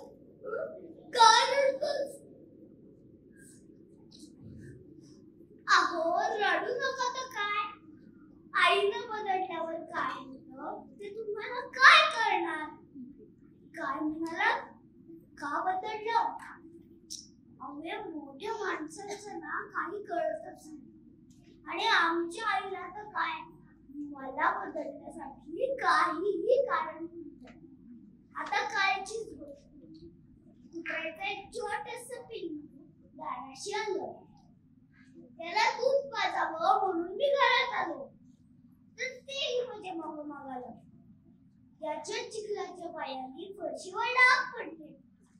झालं. आणि आमच्या स्वच्छता प्रेमी मातोश्रींना निमित्तच मिळालं.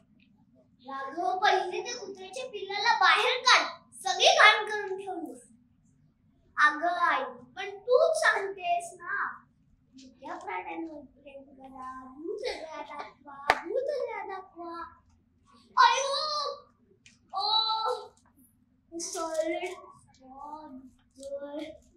सॉलिड बदललं म्हणून सांगू, पण मला कळत नाही. काल रेखा मावशीच्या बाळानं आमच्या नवव्या गालीच्यावर चक्क शू केली. शू. काल तर चिखलाच्या पायाने फरशीवर डाग पडले होते, ते तर लगेच पुसण्यात आले. आणि इथे नवव्या गालीच्या वर शू. ही म्हणते कशी? ही म्हणजे माझी आई हो. असू दे ग, काहीही बिघडत नाही. आता तुम्ही सांगायला काय म्हणावं? कधीही खोटं बोलू नये असं सांगणारे आमचे बाबा, आणि जेव्हा धडधडीत खोटं बोलतात ना, तेव्हा तर कहरच होतो. एकदा सकाळी बाबा घरीच होते आणि शेखर काकांचा फोन आला. तर बाबा आईला म्हणतात तरी कसे, कटो त्याला कटो, मी नाही म्हणून सांग. आता याच्यात काय खरं मी काय खोटं? मग मी ठरवलं आपणही बघावं यांच्यासारखं वागून. मॅच काय सॉलिड रंगात आली होती. म्हटलं द्यावी सुट्टी घरच्या अभ्यासाला आणि निवांत मॅच बघत बसलो. शाळेत गेल्यावर बाईंनी विचारलं केला का गृहपाठ? मी म्हणालो हो. आणि जेव्हा बाईंनी वही बघितली तेव्हा अशी गालावर मारली की चांगली 4 बोट उठली. तेव्हा कळालं खरं आणि खोटं यातला फरक. तेव्हापासून मात्र ठरवलं की मोठं होईपर्यंत कधीही खोटं बोलायचं नाही. काय म्हणता? खरं की काय? हो हो, अगदी खरं. देवा शपथ खरं. धन्यवाद. माझे नाव वैदेही विशाल चौधरी. माझ्या शाळेचे नाव शिशुआर प्राथमिक शाळा कर्वेनगर पुणे. मी आता 2री अ मध्ये शिकते. माझ्या नाट्यछटेचा विषय आई बाबा व माझ्या गणिताचे पाढे. मित्रांनो, आज मला पावभाजी खायची खूप इच्छा झाली. मी आईला किचन मध्ये विचारलं, आई आई आज मला आहे ना पावभाजी खायची खूप इच्छा झाली. बाबांना सांग ना आपण पाणीपुरी खायला हॉटेलला, पावभाजी खायला हॉटेलला जाऊ. काय म्हणतेस? तुला तर माहितीये ना तुझ्या बाबांचं कसं आहे. ए आई काय ग तू पण? बरं बाई, विचारते तुझ्या बाबांना. अहो ऐकलं का? आपली वैदू काय म्हणतीये? काय म्हणतीये ग ती? ती म्हणतीये की तिला पावभाजी खायला हॉटेलला जायचंय. बरं बरं, बघतोच मी तिला. वैदू इकडे आहे. काय झालं बाबा? आई म्हणतीये की तुला 15चा की तुला पावभाजी खायला हॉटेलला जायचे. हो बाबा, हो, आपण जाऊ. पहिले तू 15चा पाढा म्हण.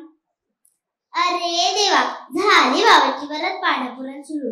मुलींनी दिवसभर काय केले, झोपली का, शाळेत काय शिकवले ते तर सोडायचं विसरूनच जातात. सगळीकडे पाढे पाढे पाढेच दिसतात त्यांना. मला तर कंटाळा आलाय. काय करू या बाबांचं? आई आई बघ ना तुझ्या बाबांना सारखे मला पाढे विचारतात. मला कंटाळा आलाय. काय करू या बाबांचं? अगं काय चुकीचं म्हणताय ते? बरोबरच तर आहे त्यांचं. हे आई बाबांचं ऐकून मी तर ठरवलेच, मी पाढेपाठ करणार म्हणजे करणारच. थोड्या वेळानंतर बाबा बाबा आज मला आहे ना पाणीपुरी खायची खूप इच्छा झालीये. बरं नेतो, पहिले तू 15चा पाढा म्हण पाहू. हो हो म्हणते म्हणते, थांबा.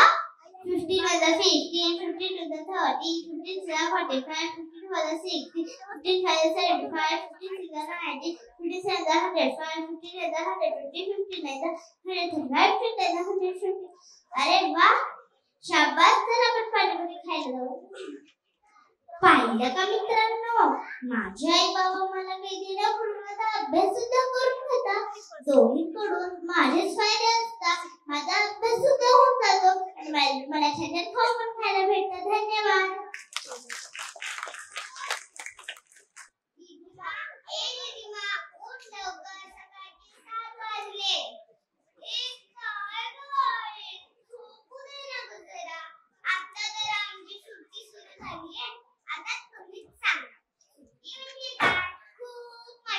मामाच्या गावाला जायचं, भरपूर आंबे खायचे आणि मित्रमैत्रिणींना गोळा करून खूप दंगा मस्ती करायची. वा, पण नाही, नेहमीप्रमाणे त्या मोठ्या माणसांना सतत आम्ही काहीतरी शिकावं असंच वाटतं.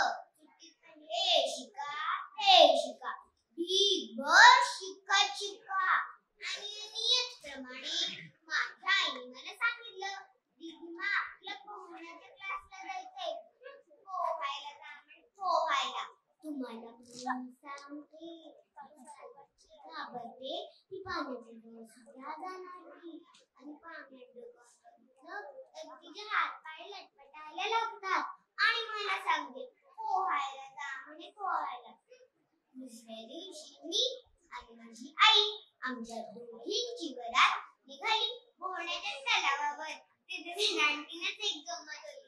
एक सर, त्यांचं पोटणं अगदी असे लंबोदरासारखंच होतं आणि ते घसरलेच फरशीवरून आणि थेट पडले ते पाण्यात. असा धबधबा आला तर आम्ही सगळे भिजून गेलो आणि ती आई सुद्धा. या वातावरणामुळे पोहण्याची भीती निघून गेली आणि मी पटकन पोहणं शिकले. काय झालं, सरांनी आईला पोहण्याच्या पद्धतीविषयी सांगितलं.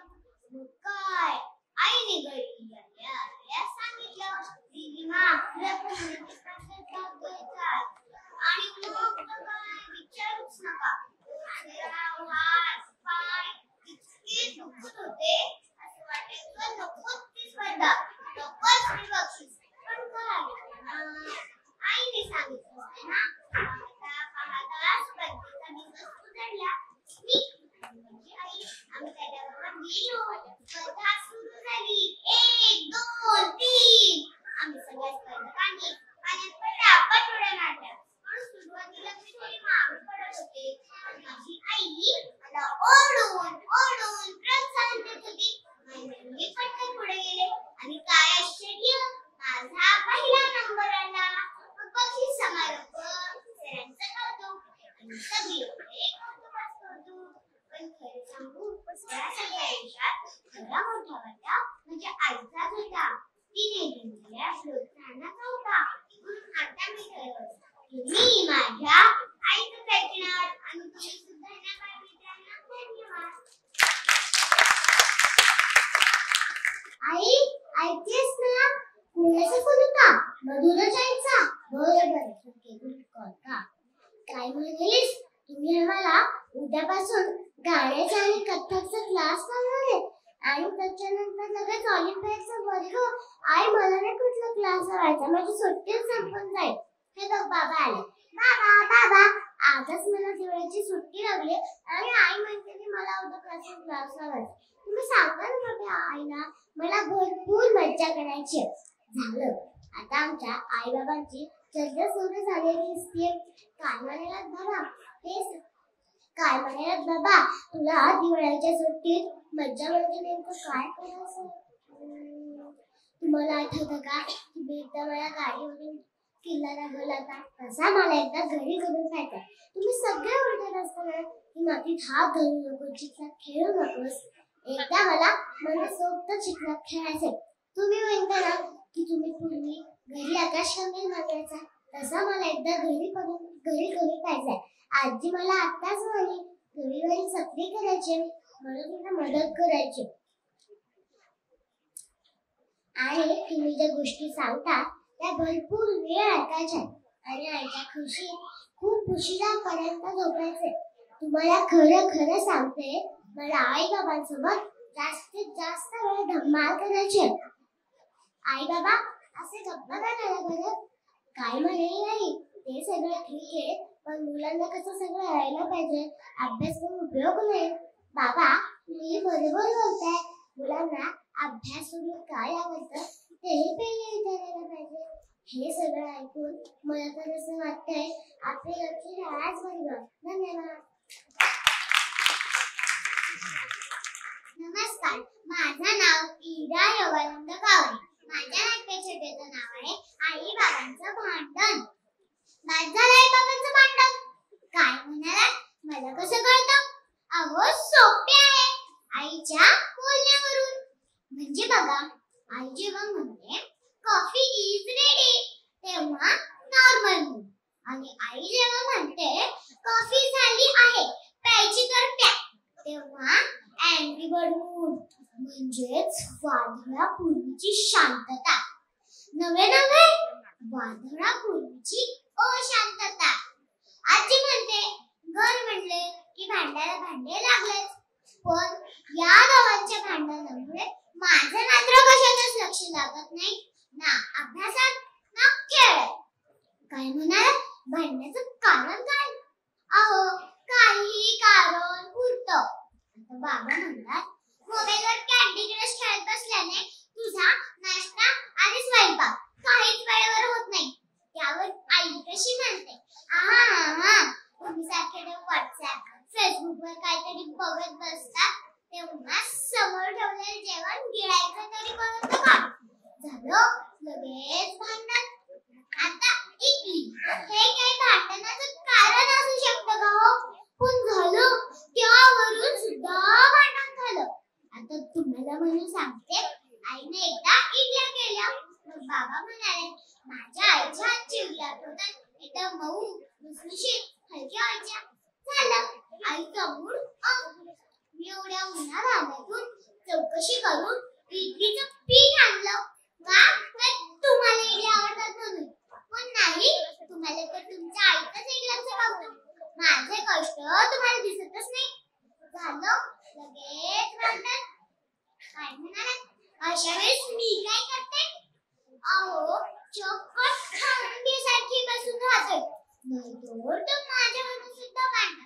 म्हणजे बघा, मी डान्सच्या क्लासला जायचं की ड्रॉइंगच्या? भांडण. मी शाळेत रिक्षाने जायचं की व्हॅनने? भांडण. अरे च्या, बाकीच्या बोलण्यात आजचं भांडण काय झालं हे तर सांगायचं राहूनच गेलं. आज परीक्षा संपल्या आणि शाळेला सुट्टी लागली. मग बाबा म्हणाले हिला जरा समर कॅफे जाऊ दे, त्यात चांगल्या गोष्टी शिकेल. तर नाही, आई अडूनच बसली. नाही, मी तिला घेऊन माहिती जाणार आहे. वर्षभर शाळेत म्हणून जमत नाही ना.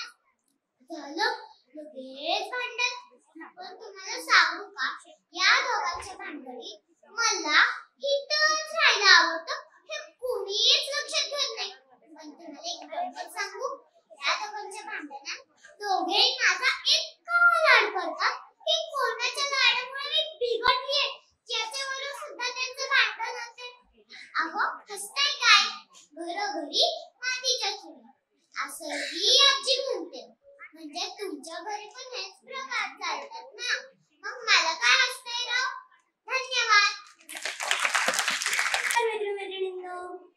माझं नाव आहे इरा अभिषेक खेडकर आणि माझ्या नाट्यशाळेचं नाव आहे आम्ही लहान मुलांनी करायचं तरी काय. तुम्हाला म्हणून सांगते बर का, तो दिवस होता मस्त रविवारचा. रविवार म्हणजे काय, दंगा मस्ती मज्जा सुट्टी एन्जॉय करण्याचा. म्हणून मी मस्त तगड्यापासून झोपले होते. तेवढ्यात आमच्या मातोश्री म्हणतात कशा, इरा इरा चल उठ बरं लवकर, किती वाजले बघ, रविवार आहे म्हणून काय झालं, इतक्या वेळ कोणी झोपतं का काय. घ्या आता आम्ही लहान मुलांनी करायचं तरी काय, सुट्टी असून झोपू देत नाही. जाऊ देत, परत काहीतरी सुरू होण्यापेक्षा मी उठले आणि पटकन जाऊन खिडकीत बसले. हो काय मज्जा होती म्हणून सांगू. आमच्या खिडकीत एक छोटुसं झाड आहे, त्याला हात लावायचे की काढायचे. ते झाड अशी पानं घट्ट मिठी मारून घ्यायचा, परत थोड्याने ते पानं उघडायचा. करेक्ट, आहो लाजाळूचं झाड.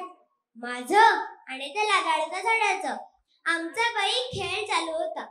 तेवढ्यात आमचे बाबा म्हणतात कसे, इरा चल ब्रश करून घे, आवर पटपट. मग काय, आमची स्वारी गेली बेसिन पाशी ब्रश करायला. ब्रश करता करता हळूच हात नळाखाली धरायचा, धब धब धब धब पाणी येतं. हात काढला, पाणी बंद. ब्रश करता करता पाण्यातला खेळ काय मज्जा होती म्हणून सांगू.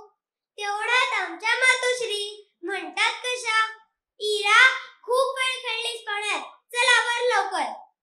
मग बॉल घेतला आणि मस्त खेळायला गेले.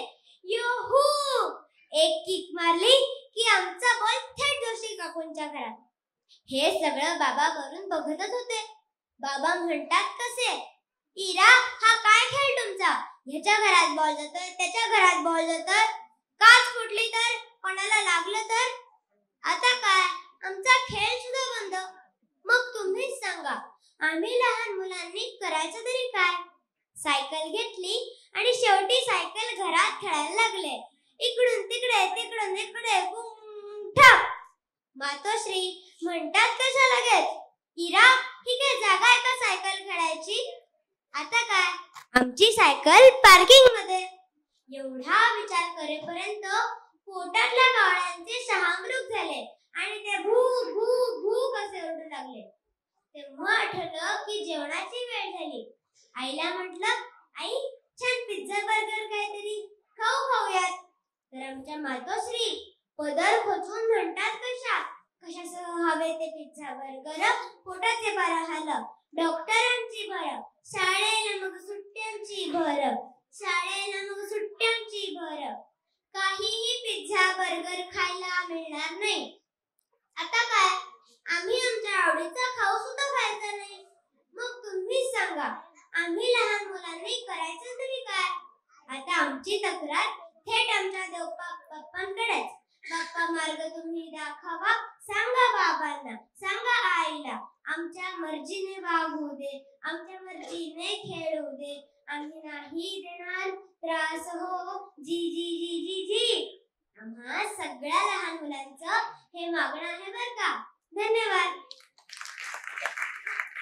आयु, काय झालं ग, आवाज कसला आला. काही नाही, भांडण पडलं. हो, आता कितीही खोटं बोलले तरी तुला कळलं. माहितीये मला. का म्हणून काय विचारता. अहो, तिच्या आवडत्या सेट मधली ही तिसरी बशी फुटली आहे. काय म्हणता, पुरी चुकी आहे, 3 बशा फोडल्या. अहो, मी नाही फोडल्या. इकडे या, तुम्हाला म्हणून सांगते. अहो, त्या दिवशी आम्ही मस्त ब्रेकफास्ट करून बसलेलो. आईच्या ऑफिसला जायची वेळ झालीच होती. आई ऑफिसला गेली आणि बाबा कप बशा विसरायला गेले. आणि तेवढ्यात स्वयंपाकघरातले डावात साधलं की पुढीच मारली बाबांच्या हातावर. बाबा एरवी शूरवीरांच्या गोष्टी सांगतात, पण अंधी तर घाबरले ना, पडली हातातून बशी, फुटली. ते तरी काय करणार म्हणा. आणि हो, मी नव्हते ना तिथे, नाहीतर त्या उंदराच्या देवाला म्हणजे गणपतीला मी नमस्कार केला असता आणि सांगितलं असतं तूच मिस्टर हे प्रकरण. हा, पण बाबा शेवटी माझेच. आई येण्याच्या अगोदर छान घर स्वच्छ करून ठेवलं. मोगऱ्याचा गजरा देखील आणून ठेवला यासाठी. काय म्हणता, आई खुश झाली असणार? अहो झालीच की.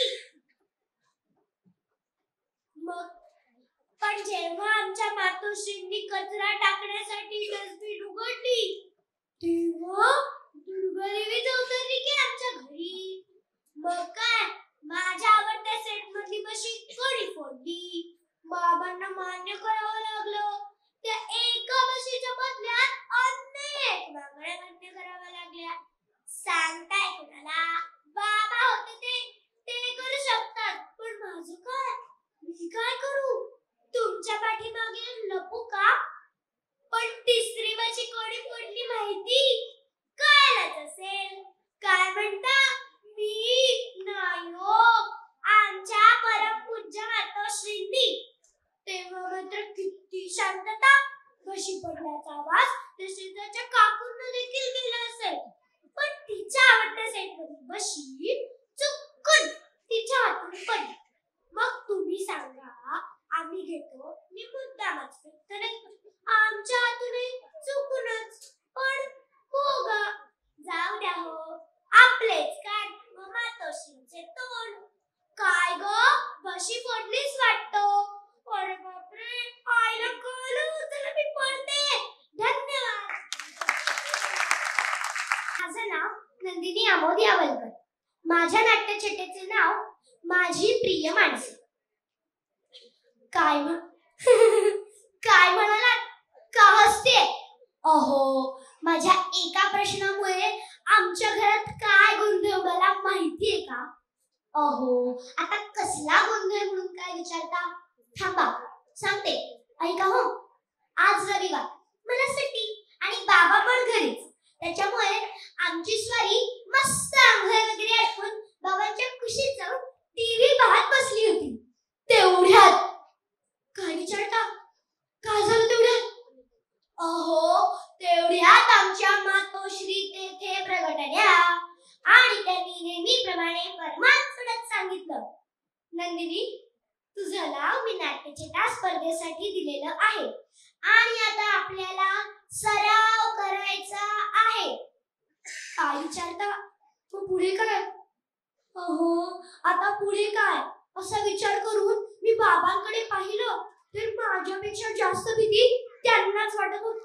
आता आलं परत नवीन संकट. संकट का बरं माहितीये का? अहो, आता नाट्यछटा लिहून ती पाठ करून स्पर्धेचा दिवस जोपर्यंत उजाडत नाही तोपर्यंत आई स्वतः सुद्धा शांत बसणार नाही आणि आम्हाला पण बसू देणार नाही. हे माहितीये बाबांना. काय विचारता? मग पुढे काय झालं? हा, तर ते जाऊ. काय म्हणालात? मग आई काय म्हणाली? मी विचारलं आईला की काय विषय आहे म्हणून, तर ती मला म्हणाली की विषय आहे माझी माणसं आणि यावेळी आपण दोघींनी मिळून लिहायचंय. जरा थोडं डोकं चालव. काय विचारता? मग पुढे काय? हो, आता पुढे काय? माझ्यापेक्षा जास्त धडकी बाबांच्या छातीत व्हायला लागली. काय म्हणालात? मग बाबा काय म्हणाले? अहो, ते काही म्हणायच्या आधी मीच म्हणाले आईला, बघ मी किती हुशार. मला सुचायला पण लागलं. काय सुचलं सांगू का? मी आईकडे वळले आणि तिला म्हणाले, आई, तुझी माणसं कोणती ते मला माहिती. तू नाही का सारखी बाबांना म्हणतेस? तुम्हाला माझ्या माणसांशी बोलायला, त्यांच्याकडे जायला आवडत नाही. ते घरी आले की नेहमी तुम्हाला महत्वाचं काम सुचतं. नेहमीची नाटकं तुमची. हे ऐकल्यावर बाबा धडधडत्या म्हणाले. कधी माझ्याकडे तर कधी आमच्या मातोश्रींकडे पाहत होते. तेवढ्यात मी माझा मोर्चा त्यांच्याकडे वळवला ना. मी त्यांना म्हणाले, बाबा, तुमची माणसं म्हणजे तुमच्या त्या ऑफिस मधले तुमचे मित्र. त्यांच्यासाठीच नाही का तुम्ही बऱ्याचदा आम्हाला सोडून जातात? मागच्याच आठवड्यात नाही का तुम्ही मीनू मावशीच्या घरी वाढदिवसाला नाही येता तुमच्या मित्रांबरोबर महाबळेश्वरला गेला होता? ती गोष्ट आठवते मला. बाबा मला नेहमीच गप्प बसायला सांगत होते, पण ना ना ना ना ना ना ना ना ना ना ना ना ना ना गप्प बसणार ती मी थोडीच. आजीकडे वळले आणि तिला म्हणाले, आजी, तुझी माणसं म्हणजे तुझ्या त्या पिशी आणि भजनी मंडळातल्या मैत्रिणी. त्या येणार असत्या की केवढी उत्साहात असतेस तू. त्या येणार हे कळलं की हाय चकाचक चकाचक हे घर असंच म्हणावं लागतं. मी आणखी काही बोलणारच होते, पण तेवढ्यात बाबांनी माझा हात पकडला आणि मला म्हणाले, नंदिनी चल तुला एक चक्करवर आणते. ढंपे, तुझ्यामुळे घरातलं वातावरण चांगलंच गरम व्हायला लागलंय. बघितलं कसली भारी आहे ना मी. किती ग बाई मी हुशार, किती ग बाई मी हुशार. काही न करता रविवारचं मस्त करून आले आणि घरी गेल्यावर पुन्हा तो विषय काढायचा नाही म्हणून बाबांनी बाहेर लाड केले ते वेगळेच. खरंच माझी माणसं तर ना खूपच भारी आहेत आणि मला ती खूप आवडतात. आणि तुम्हाला धन्यवाद. माझं नाव नभा वलय मुळगुंद. माझ्या नाट्यछटेचं नाव आहे जहापना तुसी ग्रेट हो. बाबा एवढा केर काढून अभ्यासाला बसते. तुम्ही नका भांडी घासू, तुम्हाला उशीर होईल ऑफिसला जायला. काय म्हणताय, आईला कामावरून यायला उशीर होणार आहे? बरं. काय म्हणताय, घरात स्वच्छता मोहीम सुरू आहे का? नाही नाही, हे आमचं रोजचं रुटीन आहे. घरातली सगळी कामं आम्ही सगळे मिळून करतो. पण याची सुरुवात फारच गमतीशीर पद्धतीने झाली. आपल्याकडे कोरोना आल्यानंतर जेव्हा पहिलं लॉकडाऊन लागलं होतं ना, तेव्हाची गोष्ट आहे. लॉकडाऊनमुळे कोणालाच घरातून बाहेर पडता येत नव्हतं. नुसतंच घरात बसून काय करायचं म्हणून बाबा एके दिवशी सकाळी सकाळी उत्साहात आईला म्हणाले, नेहा आजपासून किचन मध्ये मी पण एंट्री करणार. असं म्हणत एका हातात लाटणं आणि दुसऱ्या हातात झारा घेऊन त्यांनी खरंच एंट्री केली की. आणि मग काय, कणिक मळण्यापासून पोळ्या करण्यापर्यंत, भाजी निवडण्यापासून ती करण्यापर्यंत सगळ्या कामात बाबाईच्या मदतीला उभे राहिले. मी पण मध्ये मध्ये लडबड करत कधी पोळ्या लाटू लागले, कधी भाजी निवडू लागले. तुम्हाला गंमत म्हणून सांगते, या संपूर्ण लॉकडाऊनच्या काळात आम्ही जवळजवळ सगळ्याच देशांच्या आकाराच्या पोळ्या खाल्ल्या. बाबा अख्ख्या घरभर बाजी प्रभू देशपांडेंसारखे लढत होते. एकीकडे स्वयंपाकात मदत, तर दुसरीकडे भांडी घासणं, केर काढणं, कपडे वाळत घालणं. चक्क माझा अभ्यास पण घेऊ लागले. रोज भांड्यांसाठी, कपड्यांसाठी, दिवसभर सारखा चहा आणि घासायला कप, सकाळ संध्याकाळ नवनवीन पदार्थ. या सगळ्याचा परिणाम म्हणजे किचन मध्ये एंट्री केल्यापासून एकाच आठवड्यात लाटणं आणि झारा आईच्या हातात देत बाबाईला म्हणाले, या दमलेल्या बाबासाठी एक कप चहा टाका प्लीज. पण पुढे काही दिवसातच आईला कोरोना झाला. ती घरातच वेगळ्या रूम मध्ये होती. त्यावेळेस बाबा खरंच बाजी प्रभूंसारखे लढत होते. घरातलं सगळं म्हणजे सगळं करत होते आणि एकीकडे आईची काळजी पण घेत होते. मी पण माझ्या परीनं बाबांना मदत करत होते. घरात असून मला आईला भेटता येत नव्हतं. फारच वाईट दिवस होते ते. काय म्हणताय, माझे बाबा ग्रेट आहेत? खरंच ते ग्रेटच आहेत. पण आई बरी झाल्यानंतर बाबा आईला काय म्हणाले माहितीये? जहापना तुसी ग्रेट हो. एरवी दररोज सगळ्यांच्या आधी उठून केर काढण्यापासून कपडे वाळत घालणं, स्वयंपाक करणं, भांडी घासणं, परत मुलांचा अभ्यास, घरी येणाऱ्या पाहुणे मंडळींचा आदरातिथ्य करणं आणि हे सगळं स्वतःची नोकरी सांभाळून करणं सोपं नाहीये. हे शिवधनुष्य तू इतक्या हसतमुखानं कसं काय पेलतेस? आणि आम्ही संध्याकाळी कामावरून आले आले तुला ऑर्डर सोडतो, गरमागरम चहा आणि खायला कर असं म्हणत त्यांनी जोडत कोरोनाला थँक्यू म्हटलं आणि म्हणाले आजपासून मी पण सगळ्या कामात मदत करणार. बाबा कपडे वाळत घालून झालेच आहे. हो हो अभ्यासाला बसते लगेच. मग मित्रांनो आहेत ना माझे आई बाबा एकदम भारी. बरं चला मी येते आता, अजून अभ्यास राहिला माझा. आपण पुन्हा भेटू. बाय. धन्यवाद. हे भगवंता वैतागलोय मी. अहो काय म्हणजे काय म्हणता, नेहमीचाच विषय आई बाबांच्या गोष्टी आणि त्यातलं मुख्य म्हणजे आई बाबांचं भांडण. काय म्हणाला, मी त्यांच्याकडे काय लक्ष देतो. अहो मला तरी कुठं वेळ असतो अभ्यास आणि खेळातून त्यांच्याकडे लक्ष द्यायला.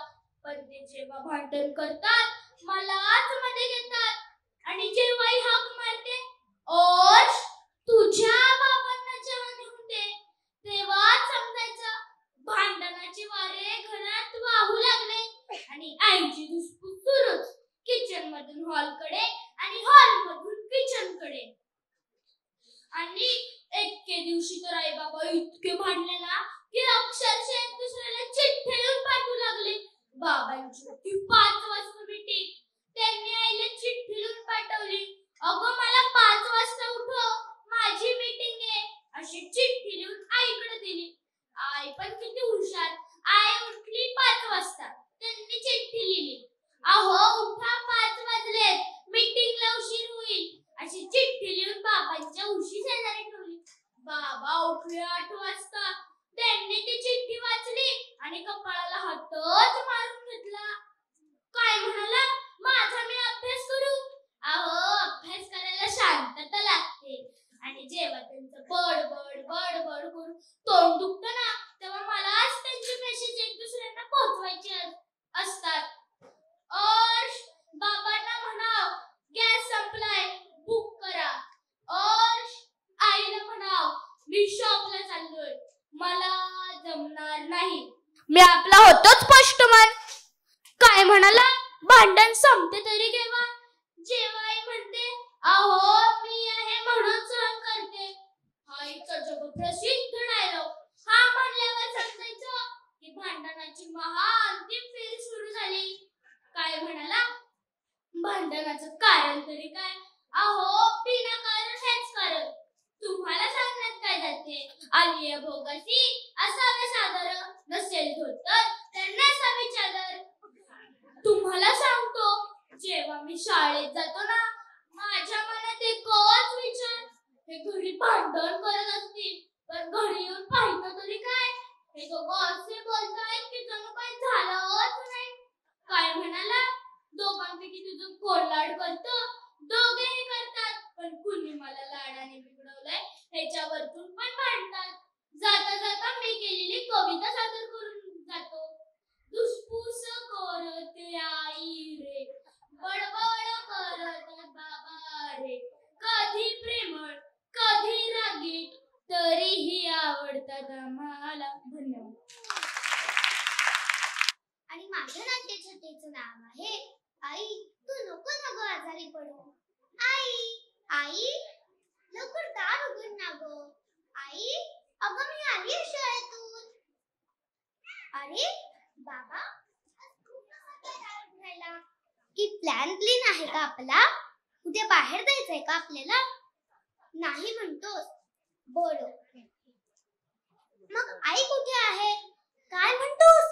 बरं नाही वाटत आहे तिला, ताप आला आहे.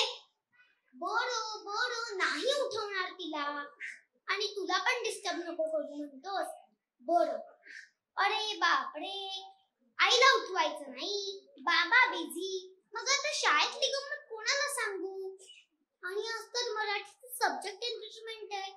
एरवी आईच मला मदत करते ना, आज मला माझीच करावी लागणार वाटतं.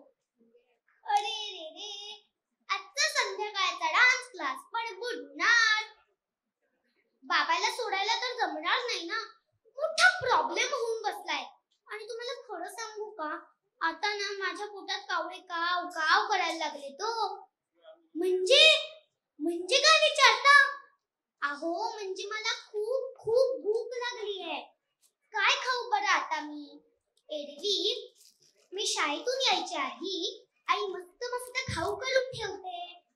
पण आई, आज तुझ्या हातचा खाऊ मी खूप मिस करते ग. एक काम करते, हातपाय धुवून सगळं जागच्या जागेवर ठेवते. नाहीतर भरभरून बसेल ना उद्या सकाळी सगळा. टीव्ही का? काय म्हणाला साई बाबा? टीव्ही नको बघू, अभ्यास करून घे. ठीक आहे. आणि बाबा, आजच्या संध्याकाळच्या जेवणाचं काय रे? काय? सकाळचीच पोळी भाजी? हो, खरंय. आईला बरं वाटत नाही आणि बाबाचा आणि किचनचा दूरचा संबंध नाही. आलिया भोगासी असावे सादर. आई अजून उठली नाहीये. एरवी संपूर्ण घरात असलेली आईची हालचाल आज अजिबात नाहीये. सगळं किती बोरिंग वाटतंय ना. मला ना वाटतं की आईने कधीच म्हणजे कधीच आजारी पडू नये, नाही तर घर घर वाटत नाही हो. सगळं किती किती किती बोरिंग आहे. हा, काय म्हणाली साई? तुला थोडं थोडं बरं वाटतंय? खरंच? आई, एरवी तू काही सांगितलंस, काही विचारलंस तर मी तुला बोलते ना, किती प्रश्न विचारतेस गो, किती मागे लागतेस गो. पण आई, आज ना मी तुझ्याशिवाय एक तास सुद्धा राहू शकले नाही गो. आई, तुला एक